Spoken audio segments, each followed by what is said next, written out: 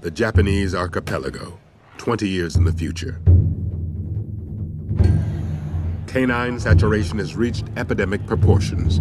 An outbreak of dog flu rips through the city of Megasaki. Mayor Kobayashi issues emergency orders, calling for a hasty quarantine. Trash Island becomes an exile colony. The Isle of Dogs. I don't think I can stomach any more of this garbage. Exactly. Same here. Words out of my mouth. Nobody's giving up around here, and don't you forget it, ever. You're Rex. You're King. You're Duke. You're Boss. I'm Chief. We're a pack of scary, indestructible alpha dogs. Atari Kobayashi, you heroically hijacked a junior turboprop XJ750 and flew it to the island because of your dog. Darn it. Hey everybody, and welcome back to the LuckyDog podcast. This is your host, Elias Rauch. Today we have a fresh movie coming up that it's going to be hard to see this in theaters, but you better find a theater quick. Today we have 2018's Isle of Dogs, directed by Wes Anderson.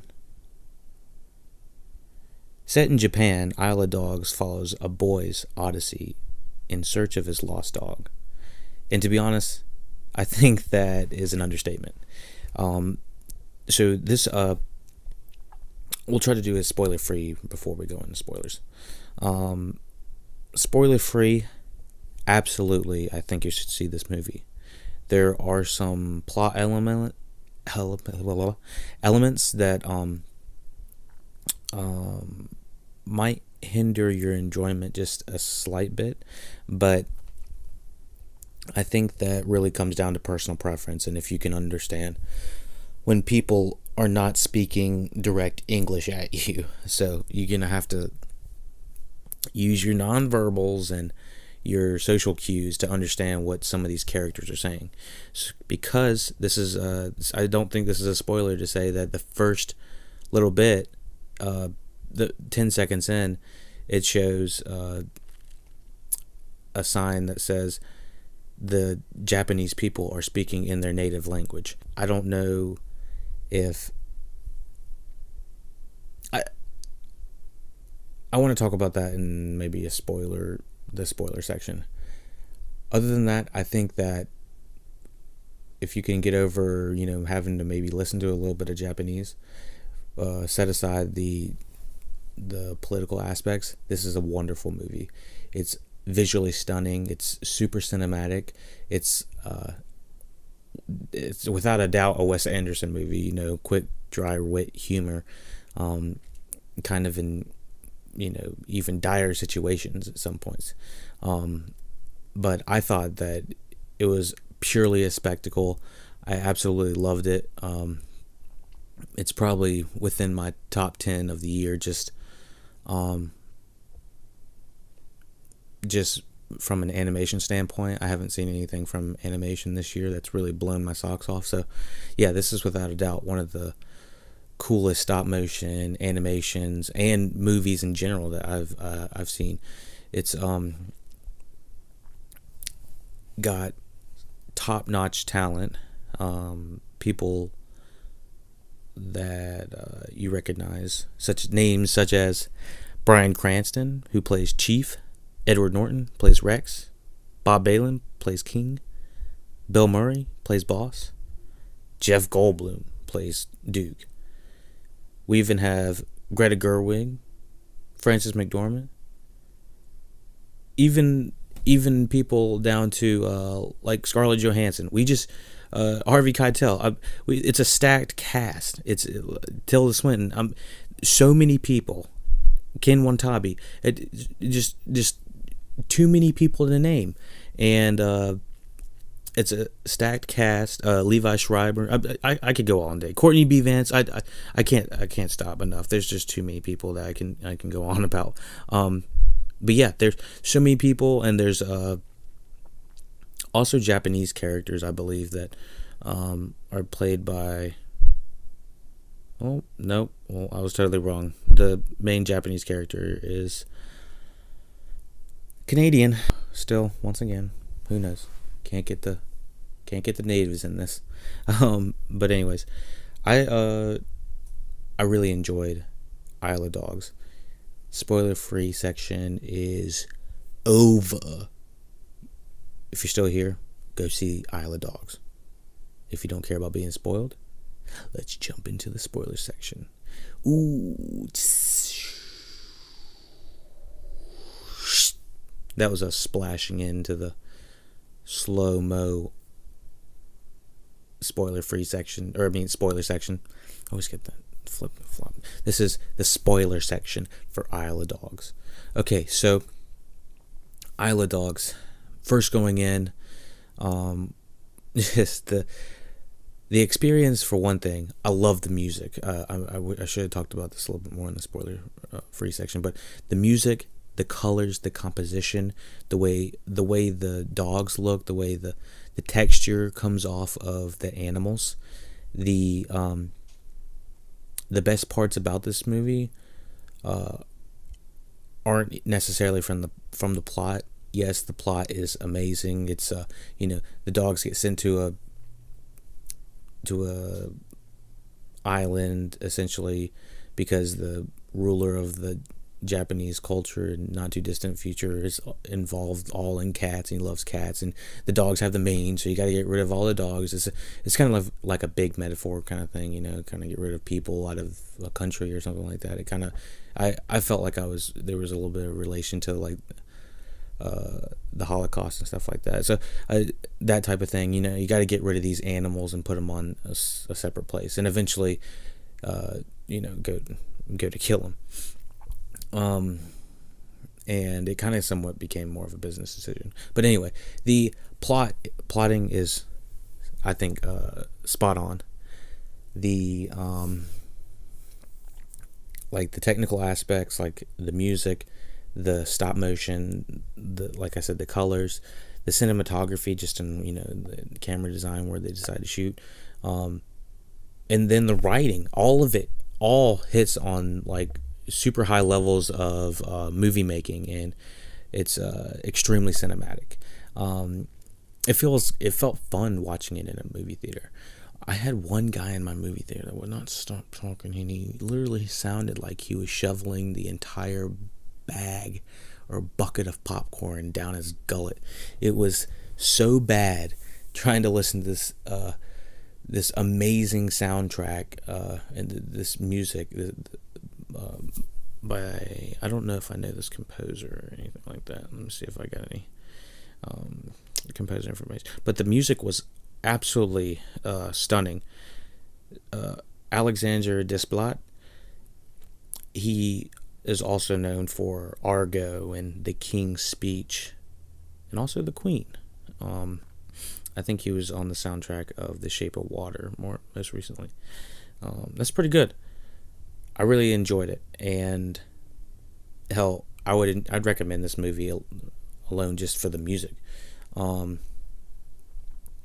on top of that, the design was amazing, the way it felt, the way the characters kind of interacted. They had so much life.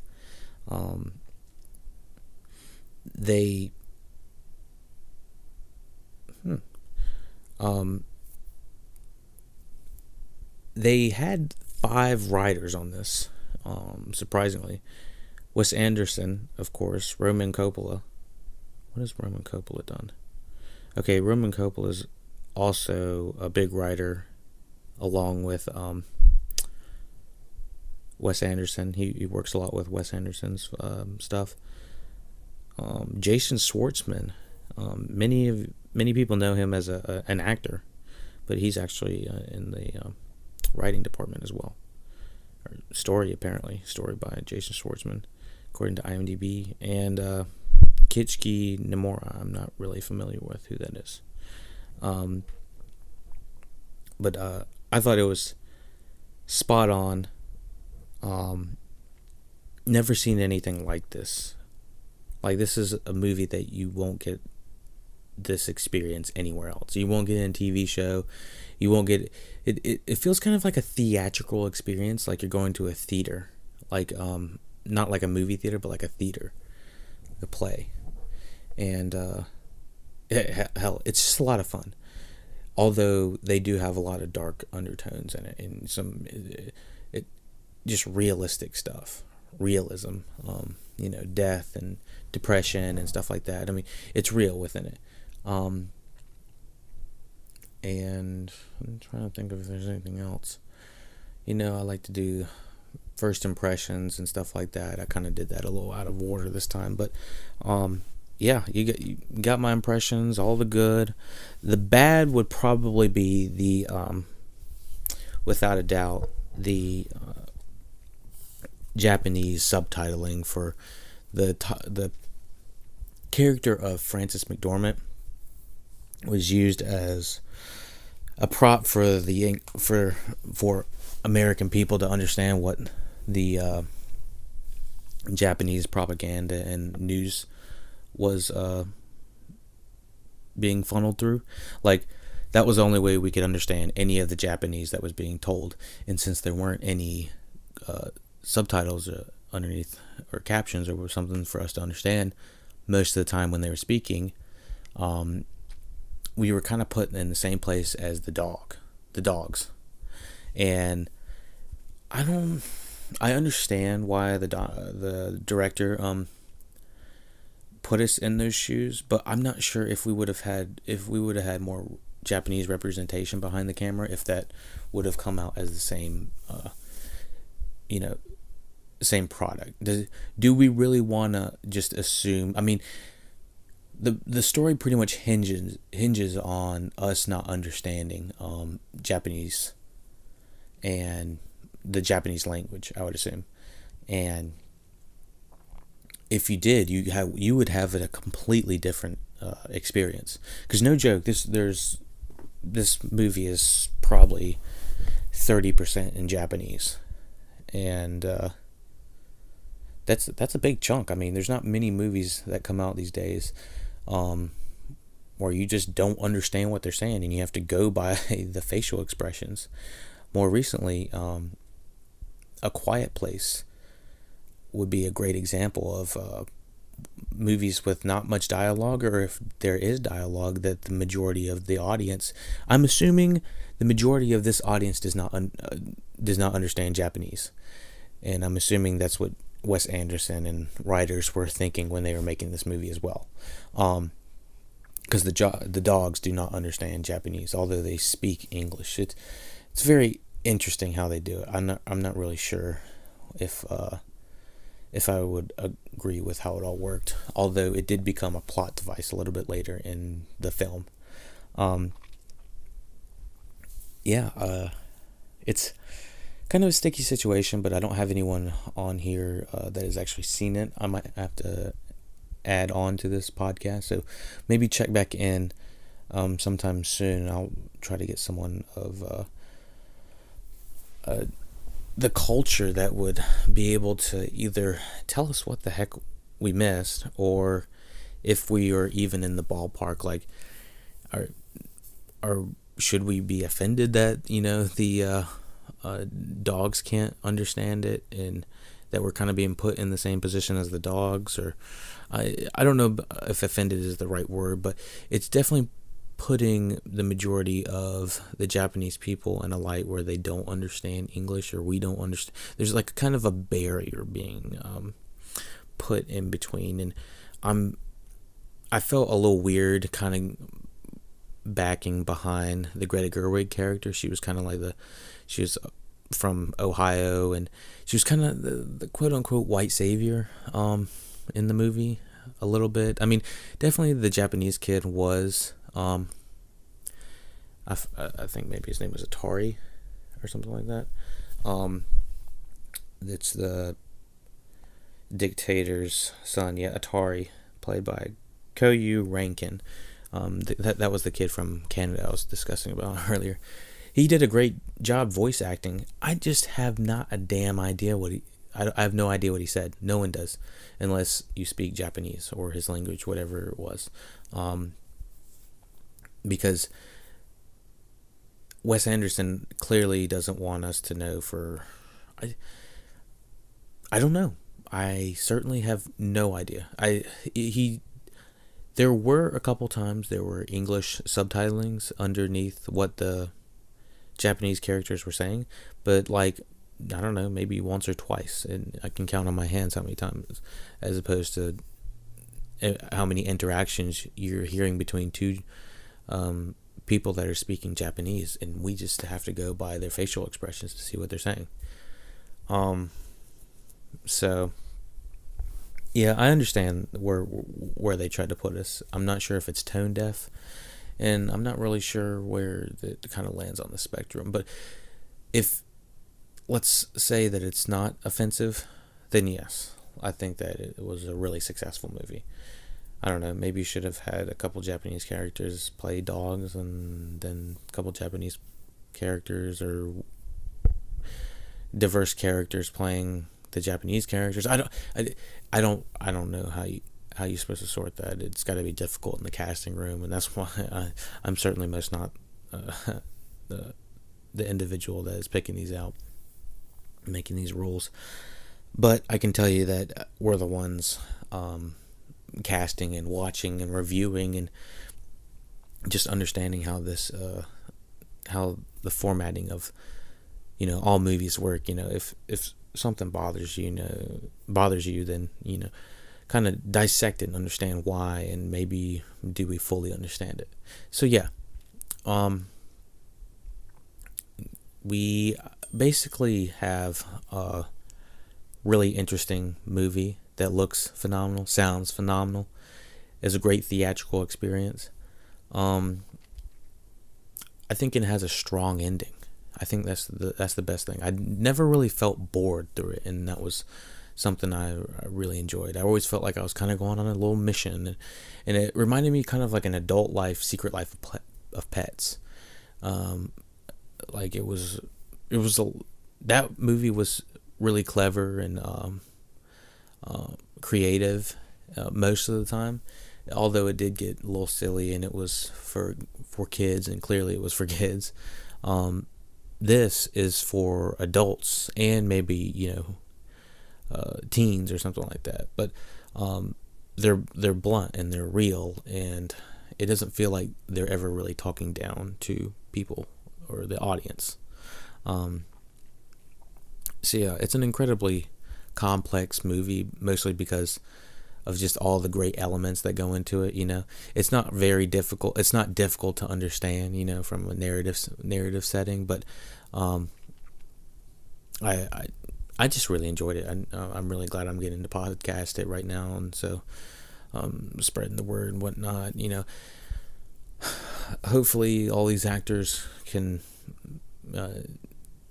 stay good and continue on great careers, because all of them are already veterans, but continue on doing these type of voice acting careers specifically. I know some of them have already done it a few times. I know Bryan Cranston definitely is, but yeah, I just really enjoyed it. So there's the bell. Rate, share, subscribe. Thank you for listening, and check out our other podcasts at SoundCloud, YouTube, for your and lost dog spots. Does all anybody the other popular podcast apps. Thanks. I've lost all of my pride. Spots, if he's alive, may very well be living even at this moment as a captive prisoner. Somebody is up to something. Will you help him? The little pilot. Why should I? Because he's a 12-year-old boy. Dogs love those. We'll find him. Wherever he is, if he's alive, we'll find your dog. It's gonna be a fight!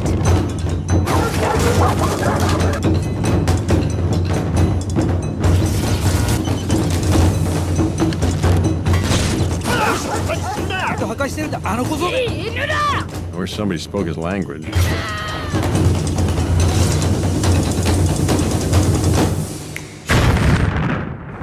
Wow. To the north, a long rickety causeway over a noxious sludge marsh leading to a radioactive landfill polluted by toxic chemical garbage. That's our destination. Great. Get ready to jump.